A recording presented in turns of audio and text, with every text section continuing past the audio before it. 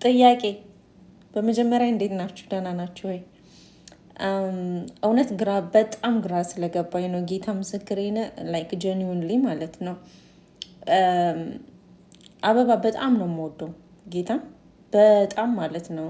አበባ ሲመጣልኝ አበባ ሲሰጠኝ በጣም ነው ደስ የሚለኝ። ግን ኢትዮጵያ ውስጥ አሁን የአበባ ሁኔታ በጣም ከቁጥጥር ውጭ እየሆነ ነው ነው። ለሽምግልና 1 ሄክታር አበባ፣ ለልደት 1 ሄክታር አበባ፣ ለሱቅ መረቃ 1 ሄክታር አበባ። አይሚን አበባ ምግብ ሆነ ወይንስ አስቀምጣችሁ አድርቃችሁ መልሳችሁ ትሸጡታላችሁ? ወይንስ የሆነ የሚሰራበት ቢዝነስ አለ? አበባው ከመጣ በኋላ ወደ ቤት አይሚን ሪሳይክል ይደረጋል? አይሚን ስላልገባኝ ነው ጌታን። በጣም ተሳክቶላችኋል አበባ ቢዝነስ የከፈታችሁ ሰዎች። ምንም ብትተማመኑ እንደሆነ አላቅም። አንድ አውድማ የሚያክል አበባ ራሱ የምታዘጋጁት ማለት ነው። ለካ እንደዚህ ህዝበኒ እየሸመተላችሁ ነው።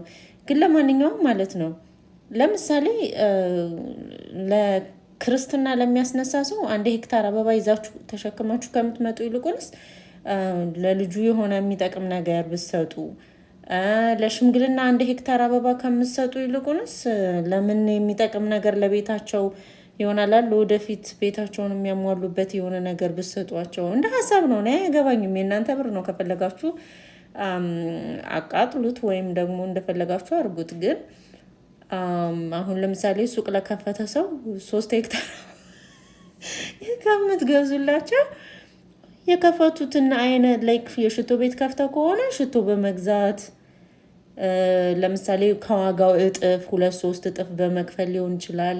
ማበረታታት። ምንድነው ስሙ?